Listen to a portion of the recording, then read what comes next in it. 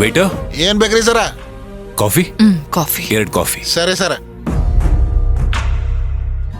ವಿಕ್ರಾಂತ್ ಅವ್ರೆ, ಅದೇನಾದ್ರೂ ಆಗ್ಲಿ, ಪ್ರಜ್ಞಾ ಅವ್ರ ಡೈರಿ ಫೋರ್ಜರಿ ಮಾಡಿದವ್ರ ಬಗ್ಗೆ ನಾ ತಿಳ್ಕೊಳ್ಳೇಬೇಕು. ಅದೇನೇ ಮಾಡಿದ್ರು ಅವ್ರ ಬಾಯ್ ಬಿಡ್ಲೇ ಇಲ್ಲ. ಕೆಲವೊಂದ್ಸಲ ನಾವು ಕ್ರಿಮಿನಲ್ಸ್ ತರ ಯೋಚನೆ ಮಾಡ್ಬೇಕಾಗತ್ತೆ ಅವ್ರ ಬಾಯಿ ಬಿಡಿಸೋದಕ್ಕೆ. ಈ ಫೋರ್ಜರಿ ಅನ್ನೋದು ಎಷ್ಟು ದೊಡ್ಡ ಕ್ರೈಮ್ ಅಲ್ವಾ? ಅವತ್ತು ಪ್ರಜ್ಞಾ ಅವ್ರ ಡೈರಿ ನನ್ ಕೈಗೆ ಸಿಕ್ತಾಗ ನಾನೇ ಒಂದ್ಸತಿ ಕನ್ಫ್ಯೂಸ್ ಆಗಿದ್ದೆ, ಇದ್ರಲ್ಲಿ ಯಾವ್ದು ಅಸ್ಲಿ ಡೈರಿ ಅನ್ನೋದು. ಆ ಫೋರ್ಜರಿ ಮಾಡ್ದೋನು ಪ್ರಜ್ಞಾ ಅವ್ರ ಹ್ಯಾಂಡ್ ರೈಟಿಂಗ್ ನ ಅಷ್ಟು ನೀಟಾಗಿ ನಕಲು ಮಾಡಿದ್ದ. ಅಪ್ಪ, ಹಾರಿಬಲ್ ಈ ಫೋರ್ಜರಿ ಮಾಡೋರು.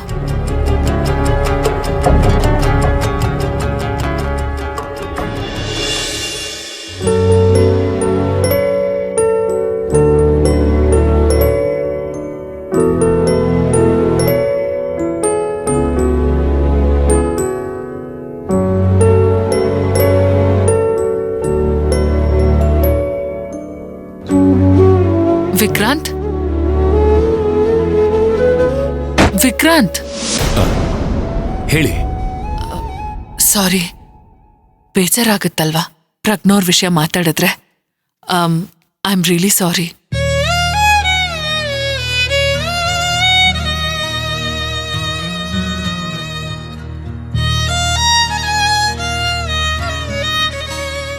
ನೋವು ಅಂತೇನೂ ಅಲ್ಲ, ಆದರೆ ಮನ್ಸಿಗೊಂಥರ ಭಾರ.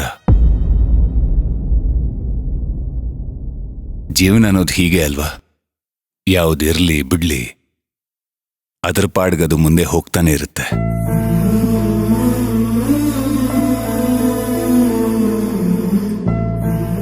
ಕಳ್ಕೊಳ್ಳೋದು ಪಡ್ಕೊಳ್ಳೋದು ಇದೆಲ್ಲ ಜೀವನದ ನಿಯಮನೇ.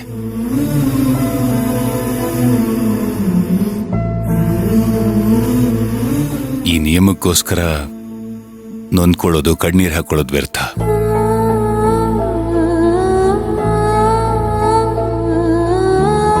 ಬಿಡಿದನ.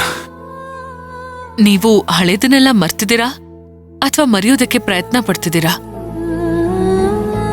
ನನ್ನ ಜೀವನದಲ್ಲಿ ಇವತ್ತು ಯಾರಿದಾರೋ ಅವ್ರನ್ನ ಸಂತೋಷವಾಗಿ ಇಡಬೇಕು ಅಷ್ಟೆ. ಹಳೆ ನೆನಪುಗಳು ಇವತ್ತಿನ ಜೀವನಕ್ಕೆ ಒಂದು ಕೆಟ್ಟ ಪರಿಣಾಮ ಬೀಳುತ್ತಷ್ಟೆ. ಅದರಿಂದ ಹೊರಗಿರ್ಬೇಕು. ನಿಜ, ಕಳ್ಕೊಂಡಿದ್ಯಾವುದೂ ನಮ್ದಲ್ಲ. ಋಣ ಇದ್ದಷ್ಟೇ ಬದುಕು. ಬದುಕಿನ ಬಗ್ಗೆ ಮತ್ತೆ ಭರವಸೆ ಹುಟ್ಟಿದ್ದು ನೀವು ನನ್ನ ಬದುಕಲ್ ಬಂದ್ಮೇಲೆನೆ.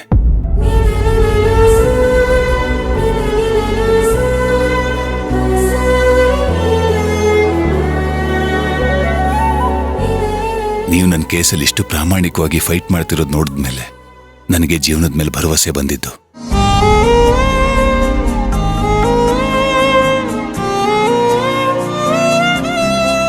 ನೀವು ನನ್ನ ಲೈಫಲ್ಲಿ ಸಿಕ್ಕಿದ್ದು ನನ್ನ ಪುಣ್ಯ.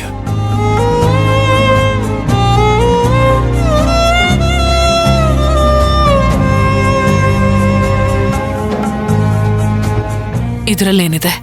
ನನ್ನ ಕರ್ತವ್ಯನ ನಾನು ಮಾಡಿದ್ದೀನಿ ವಿಕ್ರಾಂತ್ ಅವರೇ. ಇಲ್ಲ ಪಲ್ಲವಿಯವರೇ, ಎಲ್ಲರೂ ನಿಮ್ಮ ಥರ ಇರೋದಕ್ಕೆ ಸಾಧ್ಯನೇ ಇಲ್ಲ.